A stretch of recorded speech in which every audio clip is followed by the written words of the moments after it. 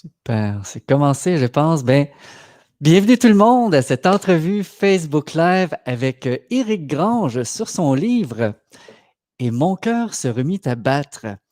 Pour ceux qui connaissent peut-être pas, Éric Grange, c'est le président fondateur de Oasis Voyage. Donc, Oasis Voyage, c'est une agence de voyage qui est spécialisée dans ce qu'on appelle des voyages en conscience. Ah, donc, on parle de voyages initiatiques qui sont reliés à la spiritualité d'une certaine façon. Et j'ai eu la chance de connaître Éric justement dans à peu près 5 voyages que j'ai dû faire, je pense, avec Daniel Meroy, Marie-Joanne Croteau, que ceux qui me connaissez, vous savez que j'apprécie beaucoup comme auteur. Donc, il organise des voyages et j'ai connu Éric là. Et aujourd'hui, ben, on va parler du livre. Donc là, on va parler de l'auteur, pas la personne qui est pas le globe-trotteur, mais même si on va voir que ça s'entrecoupe tout ça, parce qu'Éric a écrit un roman initiatique justement basé sur, ben, inspiré de ses voyages, d'expériences réelles qu'il a vécues. Et je trouve l'idée est particulièrement intéressante parce que ce n'est pas qu'un livre qui permet de voyager, qui nous transporte et qui est très intéressant à lire, mais c'est aussi relié avec certaines expériences vécues, réelles, et dans lesquelles sont tirées certaines leçons, certains apprentissages qu'on va regarder ensemble aujourd'hui. Donc, c'est pour ça que je suis vraiment très heureux de faire ce live-là avec Éric. Et comme d'habitude, ben, là, ben, en fait, j'allais dire comme d'habitude, mais là, ça va être un petit peu différent parce que j'ai, comme on dit en bon québécois, un helper.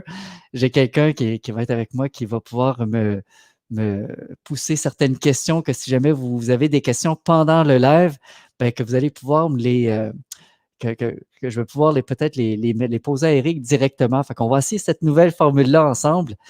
Et donc, fait que si vous avez des questions, on va regarder pour la fin, mais aussi pendant. S'il y en a, on va pouvoir les poser. Si ça vous tente de contribuer et aider à faire en sorte qu'on soit un beau groupe à écouter ensemble en direct, puis je vous invite à partager, hein, si vous voulez. Et quoi d'autre également? Ben, je pense que c'est pas mal ça. Ah oui, ben oui, s'il y en a parmi vous qui avez lu le livre, hein, s'il y en a qui avaient lu le livre, puis ça vous tente d'écrire un petit commentaire, ben, on vous invite à le faire parce que c'est très intéressant justement pour des personnes qui n'ont pas lu, d'avoir le feedback des autres. Donc voilà les amis, sans plus tarder, on va inviter Éric à se joindre à nous. Salut Éric! Bonsoir à tous, bonsoir à tous, bonsoir Jean-Charles. Et en Merci beaucoup d'être là, d'avoir accepté de faire cette belle entrevue-là aujourd'hui. oui, merci, je suis très honoré de ce moment-là et bonsoir à toutes les personnes qui sont en ligne en ce moment. Je suis très honoré, c'est vrai que nous nous connaissons depuis plusieurs années et Ben oui. on a voyagé ensemble et rien de mieux qu'un voyage pour se connaître, mais aussi pour connaître les autres.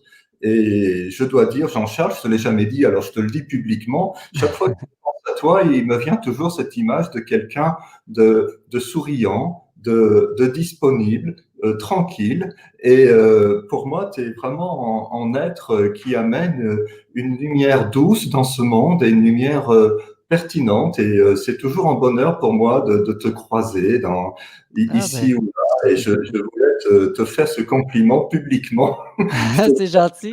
en privé. Je me suis dit, tiens, je vais lui faire ce soir parce que je pense de toi. Ben, c'est gentil, Eric, merci beaucoup. Puis c'est vrai que ça a été des beaux moments d'apprendre de se connaître à travers les voyages, parce que quand on voyage, ben, c'est quelque chose qui nourrit et ça crée des liens presque, ben, des moments spéciaux, hein, qu'on se rappelle. Donc, merci d'avoir parti justement au Oasis Voyage puis d'offrir ces types de voyages-là aussi, hein, ça permet d'avancer. Et aujourd'hui, on va parler de ton livre, mais juste pour te connaître un petit peu plus, ça fait combien d'années, Eric, que tu voyages? Alors, moi, mon premier voyage, ça a été en 1988, OK. parce que je suis né dans une famille où on ne voyageait pas parce qu'on n'avait pas les moyens. Et puis, c'est vrai qu'à cette époque-là, c'était plutôt les riches qui voyageaient parce que, voilà, et nous, on n'était pas très riches, donc on voyageait pas. Et du coup, dès que j'ai commencé à gagner de l'argent, je me suis mis à économiser pour faire mon premier voyage, l'Égypte, au hasard. Voilà. Et après, ben, j'économisais pour voyager. Et puis, j'ai commencé à travailler pour Nouvelles Frontières, ce qui me permettait d'emmener des groupes à l'étranger en étant accompagnateur. Et, et à côté de ce processus, j'ai été toujours comment dire, habité par ce désir de mieux me connaître, de mieux comprendre la vie, de mieux comprendre la relation humaine, de se guérir. Et du coup, j'avais ces deux axes, le voyage un peu touristique, avec l'émerveillement devant les magnificences du monde, et puis mon axe un petit peu intérieur, mais qui était un petit peu en parallèle. Et un jour, au sortir d'une formation, j'ai dit à la formatrice, ben, tu sais, je sais faire des voyages, peut-être qu'on pourrait faire un voyage ensemble. Et elle m'a dit, ben, écoute, oui, c'est une bonne idée. Nous étions en 2007, ça ne se faisait pas vraiment à l'époque. Et du coup, j'ai dit, ben, où est-ce que tu veux aller? Et elle m'a dit, ben, je connais deux grandes destinations spirituelles, c'est le Bhoutan et Bali. Je connaissais ni l'un ni l'autre, je savais même pas trop où c'est que ça se trouvait, hein, plus ou moins en Asie là-bas. Et OK. on a choisi Bali, j'ai fait le repérage, c'était le premier groupe que nous avons fait qui a été absolument merveilleux. Et après, donc, j'ai créé Oasis Voyage Expérience en Conscience. Donc, la première agence qui a été 100% spécialisée depuis sa création sur le voyage initiatique. La première année, on a fait deux groupes. OK. Et Et mais- bon, maintenant, nous sommes un peu dans une parenthèse avec le contexte, mais ouais. euh, jusqu'à l'année passée, on faisait à peu près 80-90 groupes dans l'année. C'est Wow. voyager presque de 2000 personnes. Et c'est le grand bonheur de ma vie. L'un des premiers intervenants qui m'a fait confiance, ben, c'est Daniel Meroy et Marie-Joanne Croteau-Meroy, OK. que je porte vraiment dans mon cœur et avec qui on a su développer une relation vraiment très, très profonde et qui ont illuminé les groupes qu'on a fait ensemble. Et puis, il y a eu d'autres intervenants qui Mhm. d'abord m'ont touché dans le cœur et après, j'ai voulu ben, emmener les gens au bout du monde sur ce concept de dire, tiens, parce que nous sommes à cet endroit-là, Machu Picchu, Borobudur, les bords du Gange, mon enseignement va prendre plus de valeur. C'est-à-dire que mon idée, c'est que l'enseignement, parce qu'il se trouve sur ce lieu-là, va faire alliance pour donner plus d'énergie. Donc, l'animateur y trouve son compte parce que le lieu porte, mais on y trouve aussi son compte parce que ce lieu-là sur lequel nous sommes, par exemple le Machu Picchu, prend plus, on va dire, de relief dans sa puissance parce que nous Ouais. sommes avec en intervenant local ou occidental qui va faire mettre, qui va mettre en conscience, qui va mettre en expérience, qui va mettre en initiation le lieu. Donc voilà, ça c'est Ouais. mon concept de base et c'est ce qui me rend profondément heureux. Ouais, oui. Et tu dirais que je ne sais pas si tu les as comptés, là, mais est-ce que tu sais, tu as fait combien de voyages toi-même dans ta vie? Ah mon Dieu, je me suis dit en fait, j'aurais dû compter le nombre de kilomètres d'avion que j'ai dû faire. J'ai dû faire 3 fois l'aller-retour avec la Lune, quelque chose comme ça. Je sais pas. C'est pas, Euh, mais quand même. Mais ça fait depuis 30 ans que tu en fais, c'est ça? ou je sais pas, mais j'ai énormément voyagé. Il y a eu une période, surtout au début d'Oasis, j'accompagnais en groupe. Je revenais 3 jours après, je repartais pour un autre groupe. Voilà, c'est ainsi. Euh,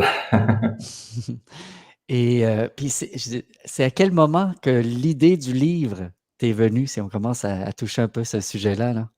alors, j'ai toujours bien aimé écrire. En fait,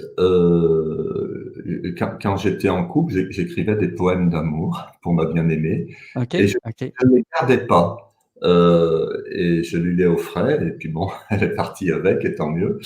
Et je n'ai gardé aucune trace de ces poèmes que des fois je faisais aussi pour des amis.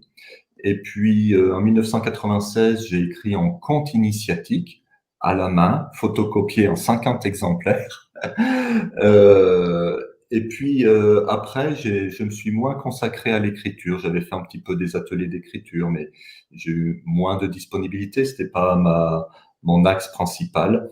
Et puis, il y a 3 ans, il s'est trouvé que j'étais invité en congrès et à parler pendant 1 heure de mon cheminement personnel. Et à l'issue de cette heure, l'organisateur m'a dit, mais c'est fabuleux, écris en livre. Et du coup, j'ai pris la balle au bond, j'ai dit, allez, j'écris le livre et je me décide tout de suite, je ne réfléchis pas. Parce que si je réfléchis et que je commence à regarder mon agenda, ça va juste pas être possible. Je le fais, paf, et j'ai bloqué du temps et j'ai écrit donc il y a 2 ans donc la première version du livre et puis comme tout livre, je l'ai réécrit et j'ai été vraiment gâté parce que la maison d'édition chez qui je rêvais d'être donc l'a accepté spontanément donc le Duc du groupe Albin Michel Ouais. et très très bien accueilli et on a encore finalisé le livre dans son scénario, voilà, dans des détails qui moi m'échappaient. Et donc ils ont même fait cette couverture ils ont passé commande en photographe pour qu'il y ait cette couverture qui se fasse, que j'ai Ah trouvé assez superbe, que je n'imaginais pas comme ça ah de ouais. d'abord. Donc, elle a Et été faite sur mesure pour le livre, si on peut dire ça?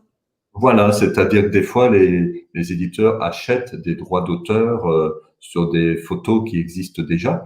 Exact. Ils ont vraiment dit à un photographe, nous, on veut ce tronc, on veut ces allumettes, on veut cette forme de cœur. Et puis, j'ai eu des amis assez connus, ben, comme Jean-Jacques Charbonnier, Stéphane Alix, Daniel Meroy, évidemment, Denis Marquet, qui m'ont fait des beaux, ce qu'on appelle des verbatims, Ouais. des paroles qui encouragent à la lecture, parce qu'ils ont lu le livre et ça leur a plu. Et ce qui est surprenant, c'est que l'ambition que j'ai eue en écrivant ce livre, c'était juste de donner du plaisir, de faire voyager le lecteur autour du monde et en plus, ici ou là, de glisser quelques petites paroles de sagesse, de leçons spirituelles qui sont devenues les miennes. Mhm. Et je m'aperçois que ça marche, c'est-à-dire que les gens en général lisent le livre assez vite et il est très plaisant. Ils me disent on a adoré, il est très plaisant.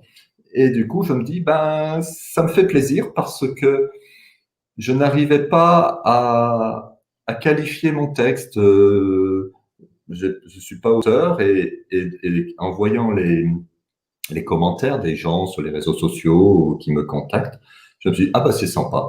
Je suis arrivé, je crois que je suis arrivé à mon objectif qui est de faire voyager les gens. Et ce qui est quand même très très curieux, c'est que pour la promotion de ce livre, je me disais, mais comment est-ce que je vais faire pour piloter mon agence de voyage, gérer mes voyages et gérer le livre? Je Ouais. n'aurais jamais pu penser qu'au moment où j'écrive le livre, ce soit devenu très difficile de voyager. Et du coup, mon livre est sorti au moment où c'est devenu un peu plus difficile de voyager, de se déplacer. Donc, au bout du compte, je me dis, mais c'est incroyable cette synchronicité qu'il y a, où finalement, mes propositions de voyage, pour le moment, sont un peu en parenthèse, et naturellement, ça tombe au moment où les gens peuvent voyager avec ce livre. Je regarde ça, je le prends comme un clin d'œil, Ben oui, un clin d'œil de la vie.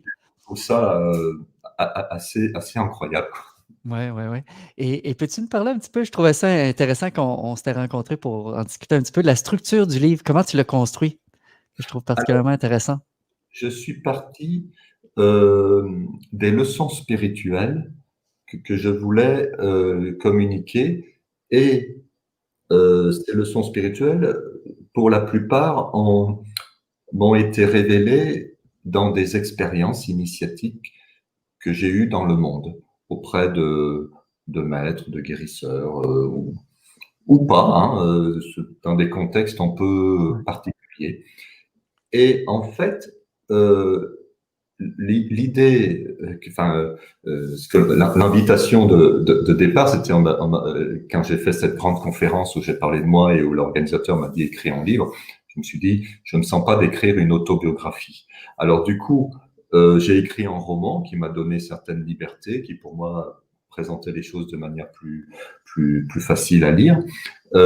Mais les expériences qu'il y a dans le livre sont quasiment toutes vécues. Je les ai romancés.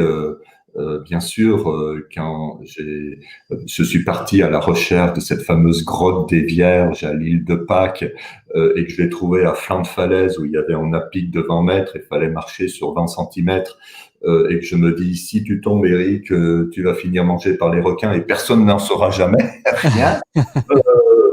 Eh ben c'est vrai, c'est vécu. Alors je l'ai un peu romancé de manière un peu plus psychodramatique, on va dire, mais l'essence de fond est vraie, c'est-à-dire qu'en fait, je suis vraiment parti, comme je le dis, ce livre, je l'ai écrit avec mes tripes, avec mon vécu. Je suis dedans, et il y a même des épisodes où j'ai minoré la fiction parce que je me suis dit la réalité va être jugée un peu trop romanesque, mais c'est pour rendre le livre crédible, j'ai minoré la fiction. Et toi, en fait, tu ne te positionnes quand même pas comme un enseignant spirituel. Non, moi, si vous voulez, je me positionne comme un globe-trotter, explorateur de spiritualité et comme un témoin, en fait. Voilà, j'ai vécu, j'ai expérimenté des moments qui, euh, comment le décrire, m'ont ouvert. Et pour parler de cette dimension que l'on ne peut pas parler, j'ai essayé de d'écrire ça, de le retranscrire du mieux que je peux, pour qu'à travers les mots d'un livre, le lecteur arrive ici ou là à percevoir ce qui m'a touché, ce qui est venu me caresser, je peux dire, dans des moments particuliers, quoi. C'est donc du coup, je me positionne plus comme un témoin et puis c'est très très juste. Je me sens très bien avec ça, quoi. Ben oui, ben oui. Et si c'est OK avec toi, on peut peut-être aborder certaines des histoires du livre, sans tout révéler le punch, parce qu'évidemment, on est... on- donc, mais si je te pose la question spontanément, si tu dis une des histoires les plus improbables ou impressionnantes que tu as vécues spontanément, qu'est-ce qui te vient? Ah, il y en a plusieurs. Quand tu me poses la question, il me vient la chambre du roi à Khéops. Il me vient le diamant perdu et ramené par une femme au musée du Caire. Euh, la grotte des Vierges à l'île de Pâques, ça a été un grand moment. Mon immersion aborigène aussi a été assez confrontante. C'était pas vraiment du grand confort, bien au OK, contraire. OK. C'est venu vraiment me chercher, me confronter avec des gros moments de colère où j'étais aussi rouge que le sol. On dit la terre rouge des aborigènes. Ouais, ouais, ouais.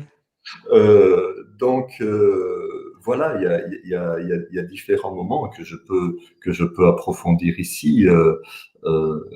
Ouais, ben peut-être si celui que justement que tu avais perdu quelque chose. Ah, tu veux que je parle Je effectivement trouve que ça commence bien. le premier chapitre, c'est-à-dire qu'en fait, il y a un moment, je portais en diamant en boucle d'oreille.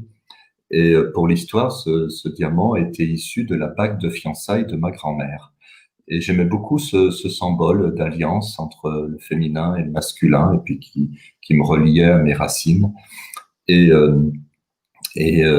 j'étais avec en groupe, hein, c'est en plus c'était en groupe avec Marie et Daniel Meroy et Daniel intervenait dans la chambre, dans la salle dédiée à Akhenaton et moi je me suis un petit peu éloigné parce qu'il y avait un endroit dans le musée qui m'intéressait et puis je voulais aller dans cet endroit dans le silence et à un moment donné je vois arriver une femme vers moi et elle me montre quelque chose dans ses mains et je regarde et je fais, mais c'est mon diamant. C'est-à-dire qu'en fait, cette femme-là m'avait repéré à l'entrée du musée avec ce diamant à l'oreille, ce qui était peut-être un petit peu interpellant, l'avait ensuite, en se promenant dans le musée, c'est quelqu'un du musée, trouvé au sol avait donc fait le choix de me le restituer, donc c'est une belle preuve d'honnêteté. Elle m'a retrouvé, elle me l'a rendu. Heu, il s'est passé quelque chose entre nous de très beau, ça a été une très belle relation qui a commencé là. Dans le livre, tout est vrai. J'ai pas fait commencer la relation là parce que je me suis dit, le lecteur va quand même se dire au premier chapitre, il nous raconte un conte de fées. Alors, le conte de fées que j'ai réellement vécu, je l'ai un petit peu minoré et j'ai extrapolé tout le livre sur le déroulement de cette histoire d'amour, puisque le livre commence en Égypte, il se termine en Égypte. Et cette femme, est en partie égyptienne. Je raconte un petit peu tout le déroulement, comment Tony, mon héros, s'ouvre à l'amour et se fait surprendre, on va dire, par des ressentis d'amour, alors qu'il est préoccupé par sa santé, puisque le point de départ du livre, c'est que c'est un homme qui est condamné médicalement, il a une dégénérescence cardiaque, les cardiologues lui disent, vous avez 3 ans à vivre maximum, et donc il se dit, pour le dire un petit peu familièrement, foutu pour foutu, je réalise mon rêve et je fais le tour du monde. Et au début, mon héros est plutôt profane, il n'a pas de démarche spirituelle, il Mmh. est un homme, on pourrait dire, un peu ordinaire. Et puis, il se fait surprendre par une démarche et une expérience. Et puis, comme ça, j'emmène le lecteur autour du monde, sur des lieux qui m'ont inspiré. Ah oui. Et cette démarche-là, justement, par rapport qui tourne autour de la guérison, est-ce que ce thème-là aussi, c'est quelque chose qui te rejoint ou qui est autobiographique, même si tu n'étais peut-être pas sur. Oui, c'est vrai. C'est-à-dire que je me suis rendu compte que même si je n'avais pas d'approche, on va dire, thérapeutique dans certaines rencontres que j'ai pu faire, il y avait toujours des effets thérapeutiques. C'est-à-dire que on dit que dans le parcours d'éveil, il y a la guérison et la croissance. La guérison, c'est plutôt guérir le petit enfant blessé, et la croissance, c'est plutôt s'ouvrir sur des dimensions plus grandes. Et ça, c'est un peu une dialectique, c'est-à-dire que quand, parfois de façon très thérapeutique, dans des cercles de thérapie que j'ai pu faire en France à un moment donné, que j'allais un petit peu à la rencontre des blessures de mon enfance, en comprendre le sens et avec beaucoup de patience, beaucoup d'accompagnement en amour, les transformer et voir que ma confiance à la vie grandit, que ma foi en la vie grandit, c'est que la guérison va avoir un effet de croissance. D'un autre côté, quand j'ai eu on va dire, des leçons spirituelles qui pourraient sembler généralistes et que je les ai appliquées, j'ai vu aussi qu'il y avait un facteur guérissant pour le petit garçon qui peut encore avoir ses blessures parce que je n'ai pas du tout la prétention d'être quelqu'un d'éveillé. On va dire, je me sens un peu éclairé, mais je le dis avec beaucoup d'humilité parce que voilà, voilà, c'est comme ça. Ouais, ouais, ouais. Puis j'ai le goût de faire une petite parenthèse dans le sens que la spiritualité, est-ce que c'est venu comment dans ta vie? J'aurais dû te poser ça au début, mais je te pose à voir. Oui, alors je dirais, c'est venu de façon consciente, très progressivement. C'est-à-dire qu'au début, quand j'ai commencé à voyager, je m'intéressais à la nature. Ah, je OK. m'émerveillais des chutes du Niagara, je m'émerveillais voilà, des lieux où j'allais. Et après, je me suis rendu compte que je m'émerveillais avec le monde animalier, mais voilà, donc j'étais passionné d'aller au Kenya, en Tanzanie, voilà. Et après, je me suis dit, ah mais tiens, mais je me vois m'émerveiller pour l'humain. Et quand je travaillais pour Nouvelles Frontières, j'étais beaucoup euh, en accompagnement sur les régions du Proche-Orient. Je suis allé plusieurs fois au Yémen, en Syrie, voilà, dans toutes ces zones-là. Et j'ai fait des rencontres assez merveilleuses avec ces personnes-là. Et après, j'ai vu que je m'intéressais justement au non-humain. Mais un jour, j'ai réalisé ça, que tiens, mes goûts dans ma manière de voyager avaient évolué, mais presque à mon insu. Et OK. pour dire les choses, je suis un homme qui, le petit Eric avait beaucoup de blessures. J'étais un homme où il y avait vraiment besoin de faire un gros travail thérapeutique, et c'est vrai que j'ai fait un assez long parcours thérapeutique. Et je pense que quand j'ai fait suffisamment de parcours thérapeutique, en respirant un peu plus avec moi-même, Ouais. en lâchant prise, en étant plus en interaction avec la vie, euh, j'ai l'impression que j'ai pu un peu plus facilement m'ouvrir à des dimensions invisibles.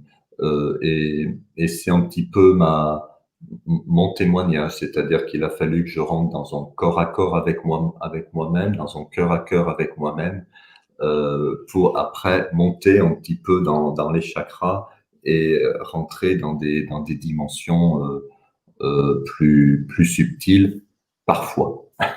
Ouais, ouais, ouais. Et aujourd'hui, dirais-tu que tu as une pratique spirituelle ou as-tu une pratique... Alors, j'ai énormément fait de formation, puisque quand j'ai découvert le monde du développement personnel, ça a été juste une révélation. Le premier stage de développement personnel que j'ai fait, c'était le 11 novembre 92. C'est l'une de mes grandes dates. Et, OK. euh, et j'ai découvert qu'il y avait des espaces comme ça. On était en 92, hein. C'était pas comme maintenant, hein, tout à fait. Hein. Faut se replacer dans le contexte. En Ouais. 92, voilà, ces choses-là paraissaient assez sectaires, assez suspicieuses. Hein.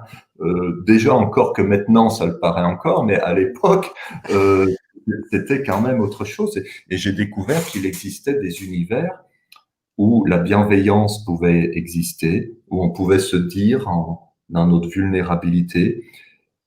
Et là, il y a eu quelque chose d'assoiffé en moi qui s'est dit, ah mais tiens, mais je ne suis pas le seul dans mon coin, il y a vraiment des espaces où je peux me dire, où je peux me confier, où je peux écouter l'autre, le recevoir dans des zones de vulnérabilité. Et à partir de là, ça a ouvert une porte de pratique en moi, et j'ai dû avoir le nez, moi qui suis un peu intuitif, euh, j'ai pris un carnet et je me suis dit, Eric, tu es au début d'une longue histoire.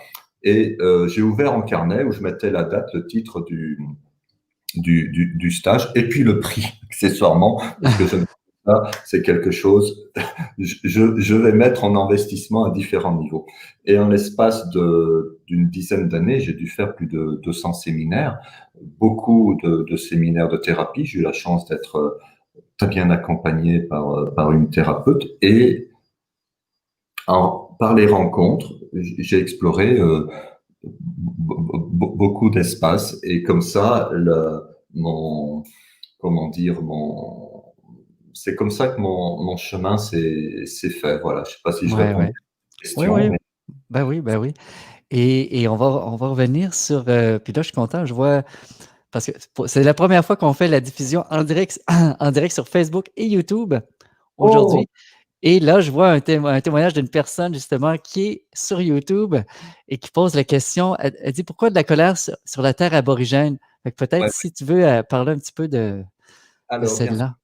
en fait, au bout d'une recherche à distance qui a pris plusieurs mois, je suis en contact avec une tribu aborigène, mais ça a pris très longtemps parce que dans le bush australien, donc on est vraiment vers le rocher, Ayers Rock, Ouais, mis à part le village d'Ayers Rock, qui est complètement géré par une entreprise américaine, et que à l'époque l'État australien interdisait aux aborigènes, donc au cœur de leur terre sacrée, d'exercer une activité commerciale à 80 kilomètres autour du rocher. Les aborigènes doivent vivre plus loin que 80 kilomètres du rocher.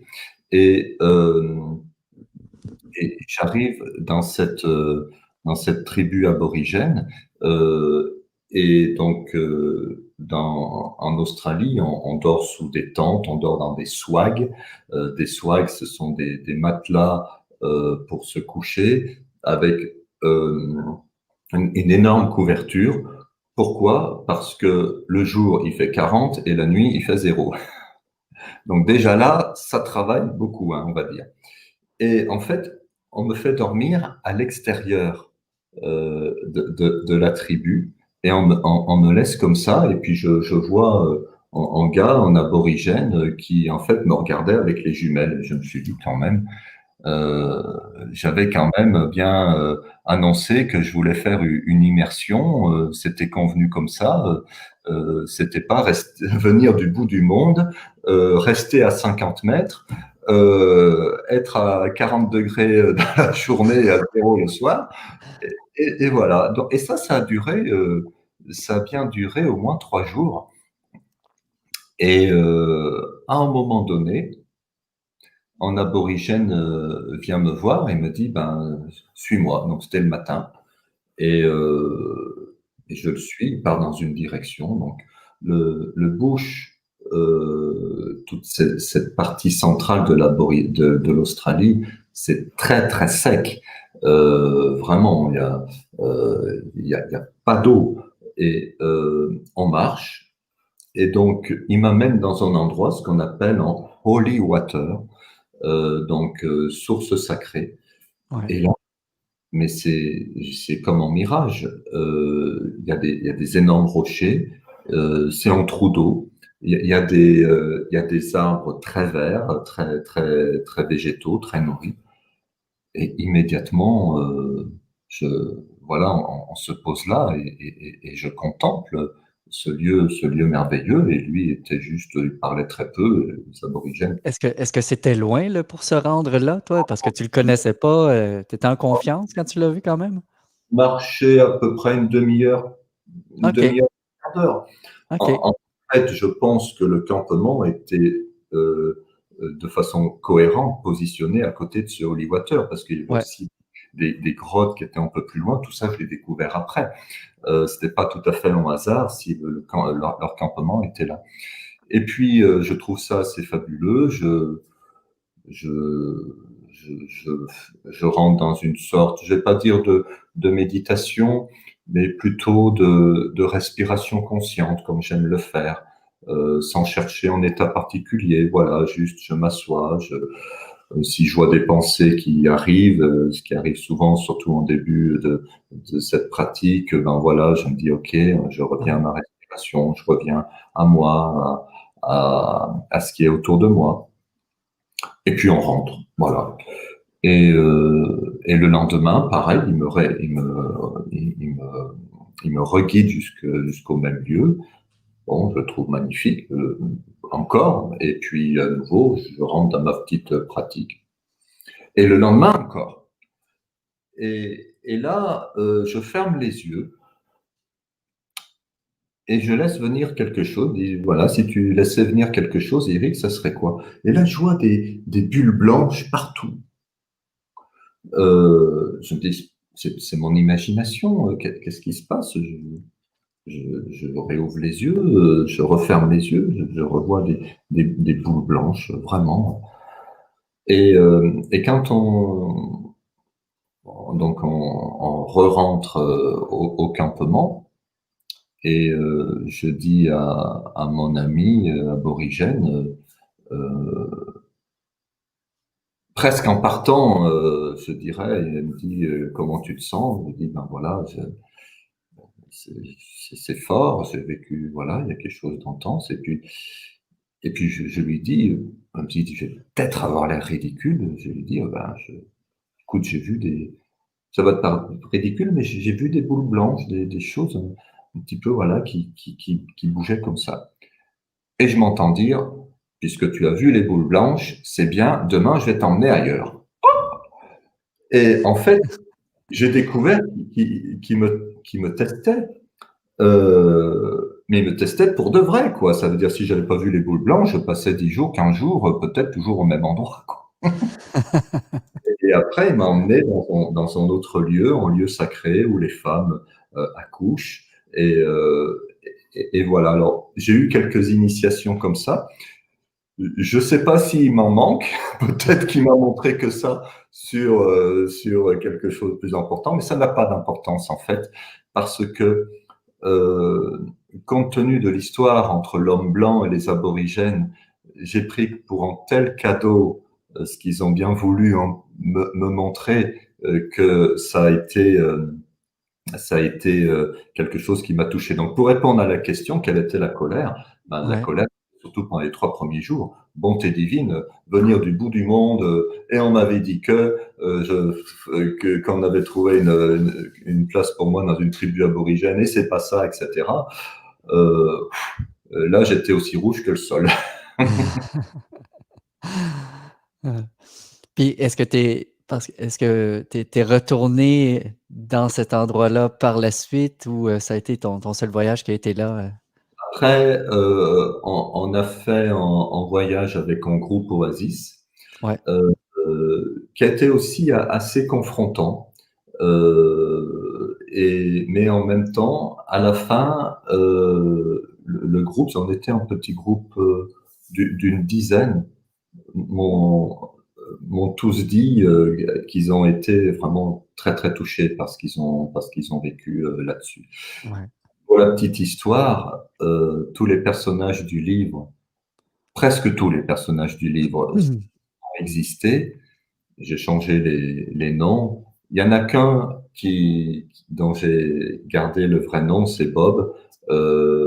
Et c'est pour ça que les voyages en terre aborigène avec Oasis se sont assez vite arrêtés parce que Bob est parti vers le temps du rêve.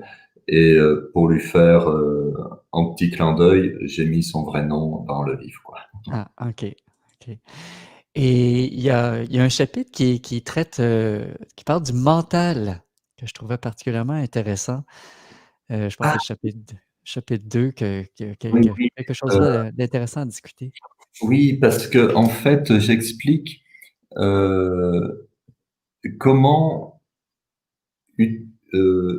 mettre à sa place le mental. C'est-à-dire que des fois, euh, j'ai j'ai entendu le message, pour être spirituel, il faut pas avoir de mental, il faut bannir le mental, etc.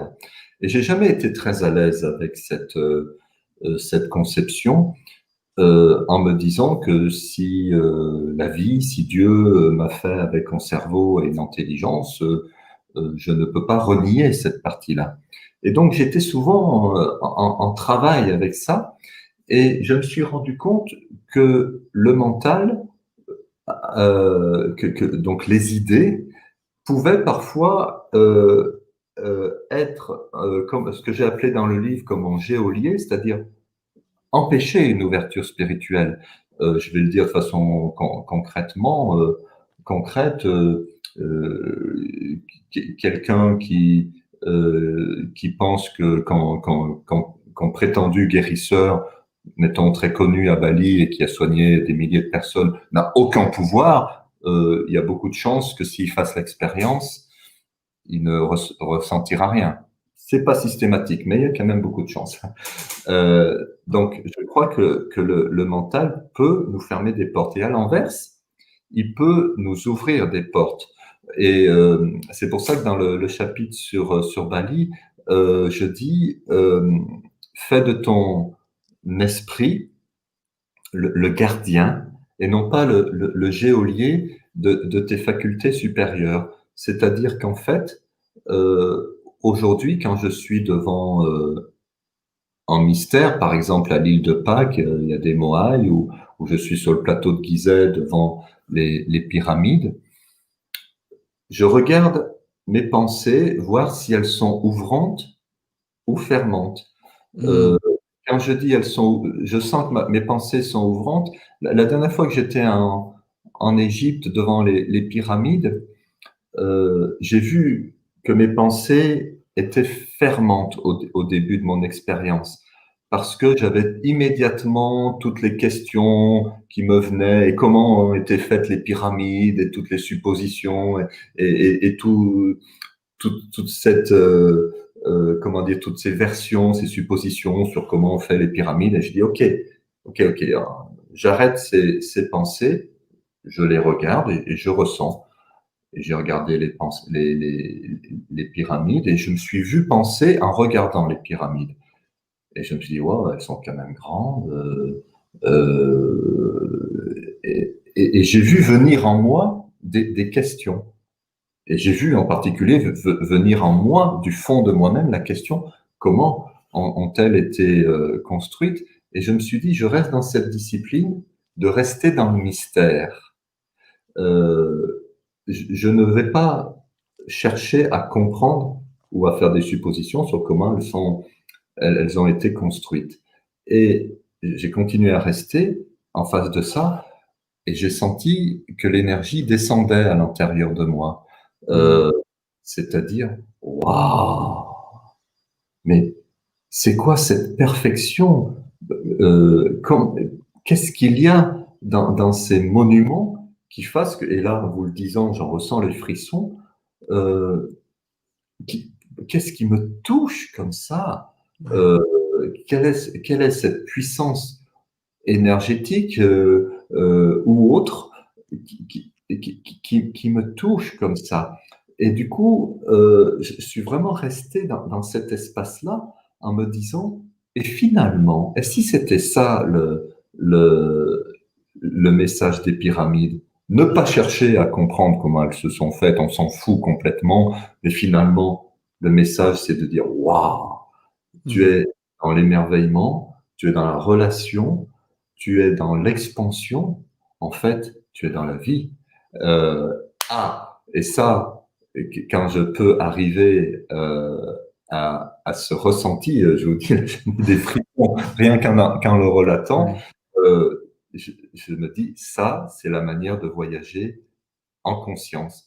Et je le dis pour les pyramides parce que il y a des lieux qui me touchent plus ou moins. Machu Picchu, des fois, ça me transite, des fois, ça ne me fait rien. Les pyramides, c'est presque systématique. Ça me touche tout le temps, puisque rien que le fait de les évoquer, je sens qu'il se passe quelque chose dans mon corps. Hmm.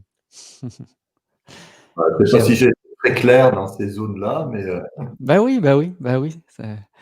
Là, il y a Fatima qui, parce qu'on connaît tous les deux, hein, et que te suggère de parler de la rencontre avec le Dalai Lama. Et ah ça, oui, ben, c'est un voyage que j'étais présent. J'étais pas là à la rencontre, mais je trouve voilà. que c'est vraiment un des chapitres dont la leçon, si on veut, ou les enseignements me rejoint beaucoup. Fait que si tu vas en parler, je trouve que ça serait intéressant. Oui, effectivement, j'accompagnais un groupe assez grand, voilà, avec autour de Marie et Daniel Meroy, nous étions à Leh, donc dans la capitale du Ladakh, et il se trouvait qu'il y avait la retraite du Kalachakra du Dalai Lama. C'était pas du tout dans le programme, mais voilà, il y avait une synchronicité, quoi. Et, euh, et du coup, moi, je rêvais de rencontrer le Dalai Lama et j'ai demandé sur place à mes amis qui étaient assez proches de lui. Ils m'ont dit c'est pas possible. Des fois, ça aurait pu être possible, mais là, c'est pas possible, Eric. Et il me dit la seule chose que tu puisses faire, c'est que si tu vas très tôt le matin et que tu l'attends devant sa résidence d'été, quand il va sortir de sa résidence d'été, parfois il sort à pied pour aller jusqu'à la scène où il enseigne. Et, euh, et là, peut-être, tu peux le voir. Et effectivement, ben, je me suis levé à 4 heures du matin. C'est pour ça que j'ai pas emmené le groupe avec moi, surtout que la chance de le voir et de le rencontrer n'était pas garantie. Ben oui. Et puis, ben, on attend peut-être une heure. Et, euh, et puis, je vois les portes de sa résidence qui s'ouvrent et je vois cette silhouette que tout le monde connaît. Et j'ai une sensation assez extraordinaire. Je me dis, mais c'est incroyable. Il est comme sur les photos. C'est très bête. C'est très bête. Mais je me dis, ah, mais voilà, c'est exactement le même. Voilà. Et, et, euh, et je suis sur le chemin. Et en fait, les gardes du corps Oups. me laissent sur le chemin. Je ne sais pas pourquoi ils me laissent sur le chemin. Et je me retrouve face à lui. Et, euh, et du coup, on a un petit échange qui a duré peut-être 2 ou 3 minutes. Euh, et je lui ai amené une question qui me tenait à cœur, c'est-à-dire une partie de moi qui était un peu en souffrance depuis longtemps et à laquelle je n'arrivais pas à transformer. Et, euh, et je lui demande ce qu'il en pense. Et il me fait une réponse qui est la réponse qu'il m'a fait, c'est euh, ac- accepte, mais accepte totalement et accepte comme si ça ne devait jamais changer. Hmm. Il faut imaginer, je suis devant le maître de l'enseignement de l'impermanence. Tout se transforme. Et il me dit que tu as, imagine que tu l'as pour toujours. Et effectivement, il a été extrêmement juste parce qu'il m'a fait une réponse euh, que j'ai ressentie très violente. Mais en fait, ça c'était mon primo ressenti, mais qui en fait était d'une pertinence parce qu'il a vu que je n'acceptais pas la situation dans laquelle j'étais, et il m'a donné une clé pour l'accepter. Et, euh, et ça, c'est quelque chose que j'applique euh, assez souvent. C'est-à-dire que j'étais un petit peu dans ce que j'ai l'impression être une déviance dans le développement personnel. En tout cas, c'est comme ça que je le ressens. Des fois, j'ai entendu accepte et tu transformeras ça. Mais en fait, c'est pas juste. Si je suis dans une stratégie où je vais accepter parce que j'espère m'en débarrasser, c'est qu'au fond de moi, je n'accepte pas. Mhm. Et dans les textes saints, dans la Bible, cette notion-là est marquée. L'acceptation est totale ou elle n'est pas. Et pour donner une illustration de cela, dans le précédent confinement, au bout de quelques semaines, c'était un peu difficile pour moi.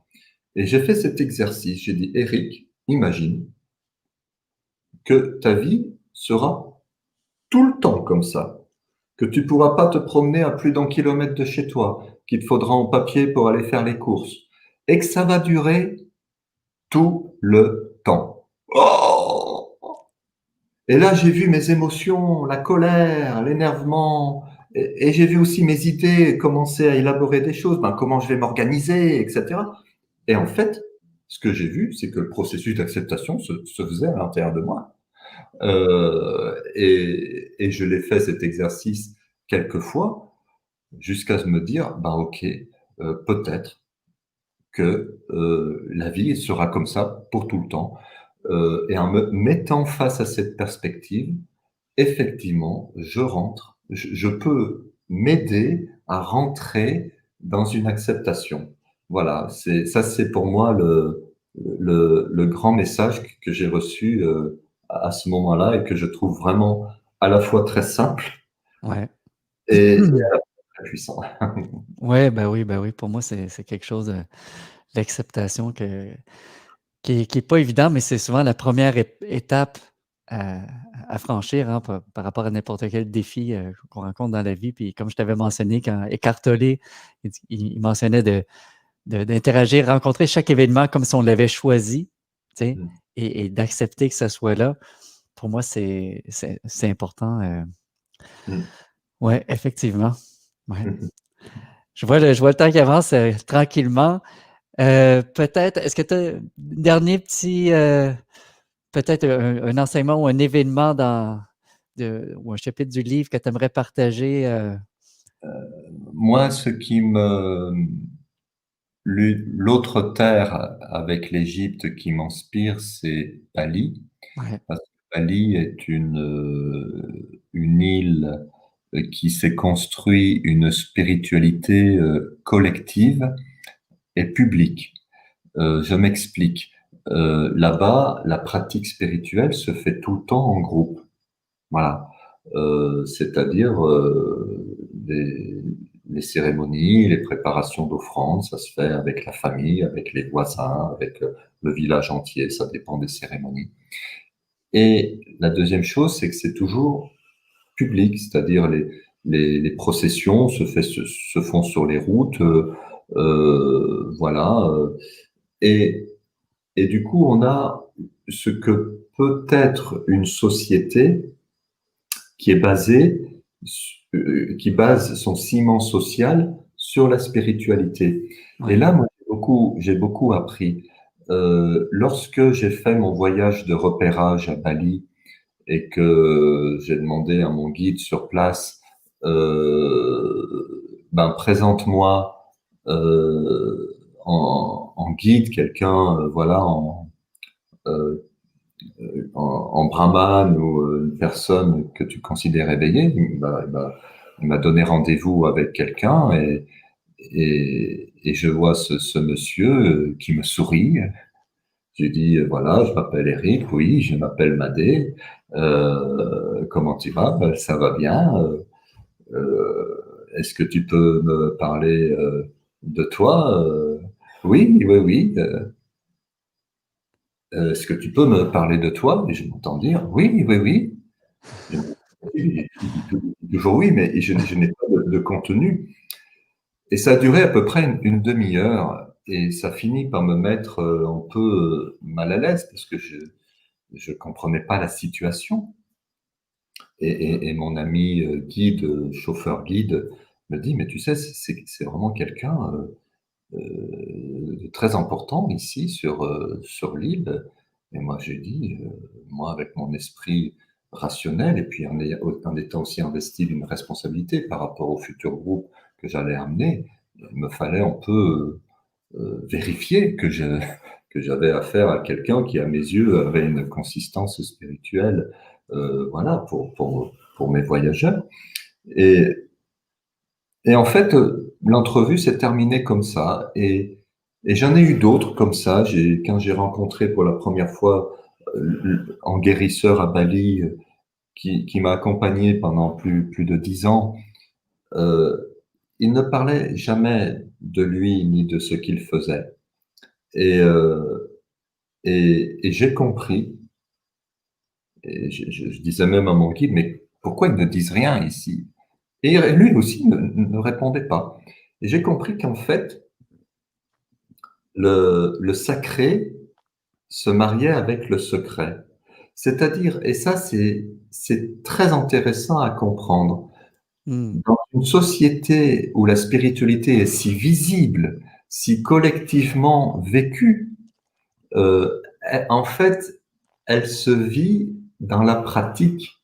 Les gens vont confectionner leurs offrandes, mettre leurs fleurs de frangipanier, mettre du riz, mettre des fleurs d'hibiscus, mais on n'aura jamais l'explication. Euh, mais nous sommes dans la pratique. Et je me suis rendu compte, et ça, c'était vraiment l'un des grands cadeaux de ma vie, que de se mettre dans la pratique, justement, bah, ça m'ouvrait des portes.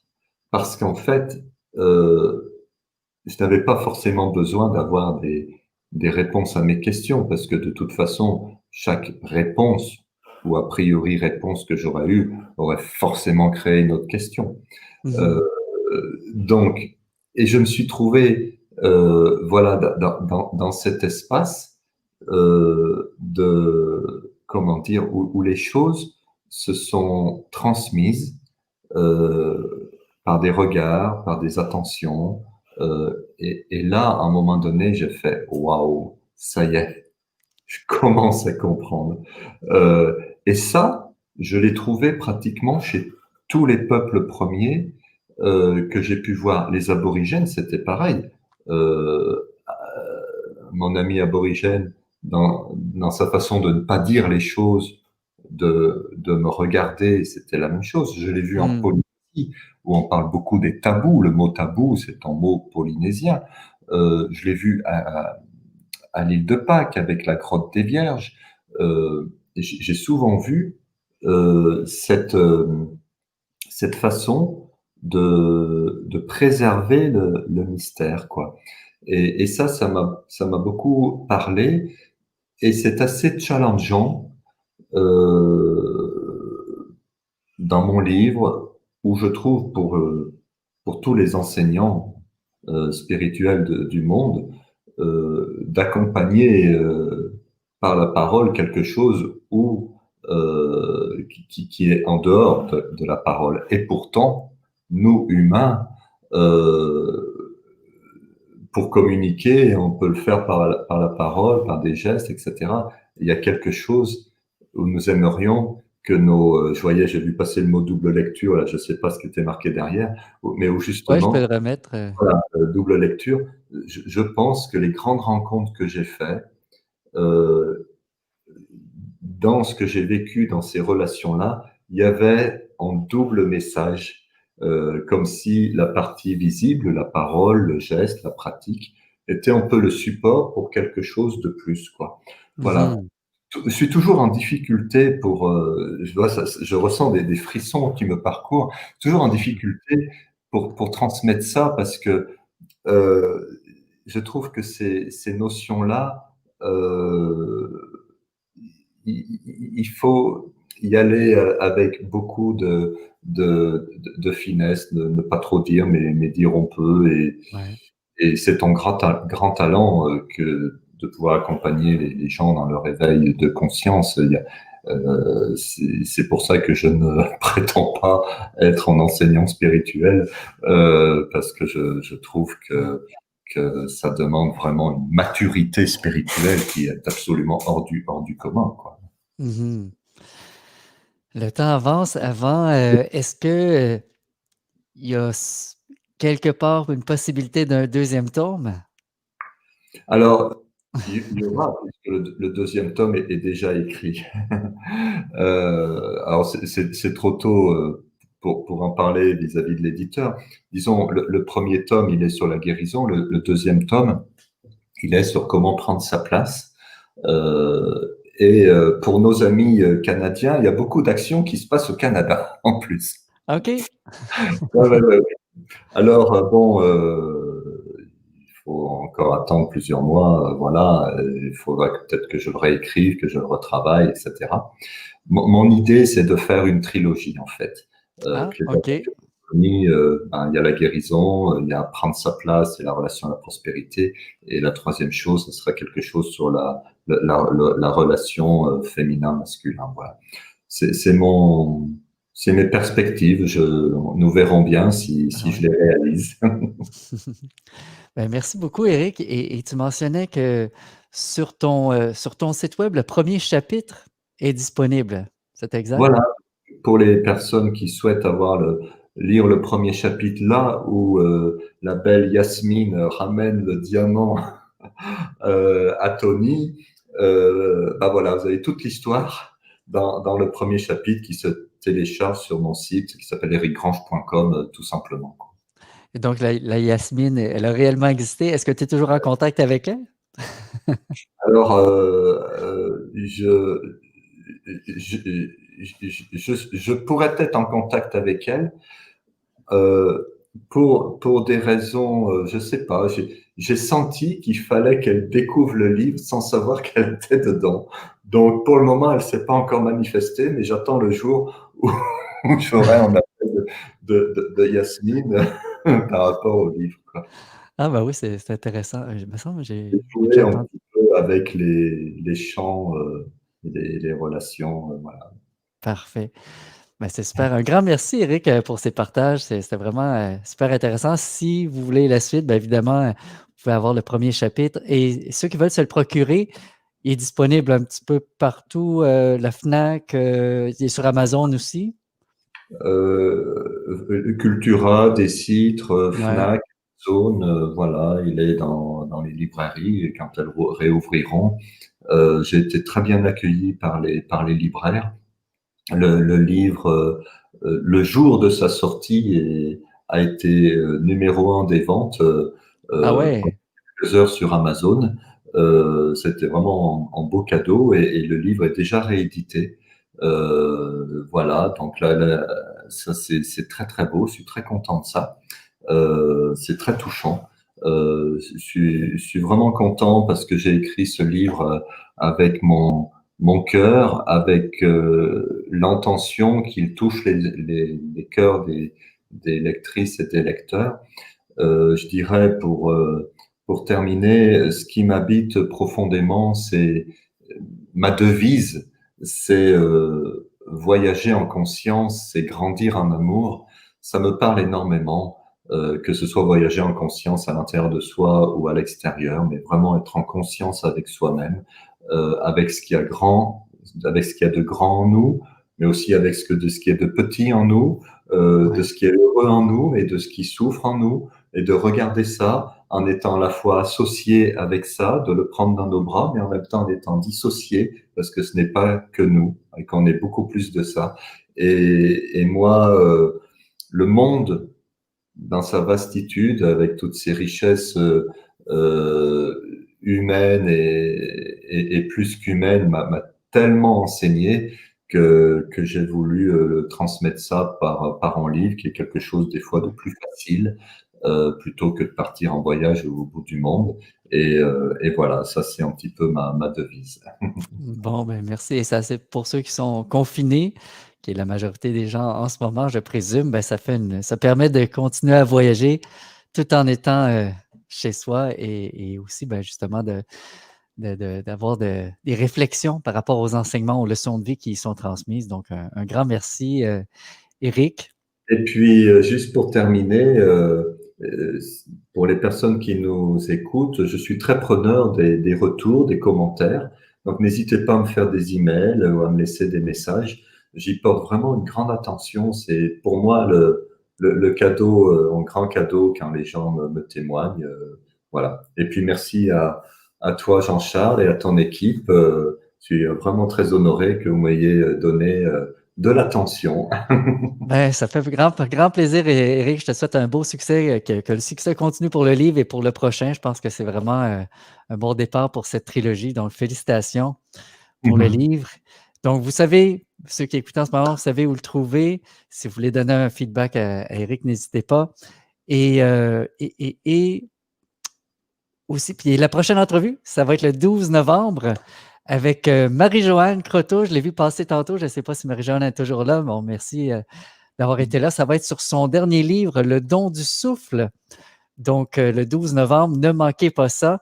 Et si vous avez apprécié l'entrevue aujourd'hui et que ça vous tente de le partager, ben, n'hésitez pas. Ça permet justement à d'autres d'accéder à ces informations-là qui font du bien à l'âme et à l'être. Donc, merci beaucoup à tout le monde d'avoir été là. Merci encore une fois à toi, Eric. C'est vraiment un beau moment passé ensemble. Et merci à tout le monde d'avoir été là en ce moment. Vous auriez pu choisir d'être ailleurs. Vous avez choisi d'être ici aujourd'hui et on apprécie vraiment beaucoup. Merci beaucoup tout le monde et on se dit à la prochaine. À bientôt. Au revoir.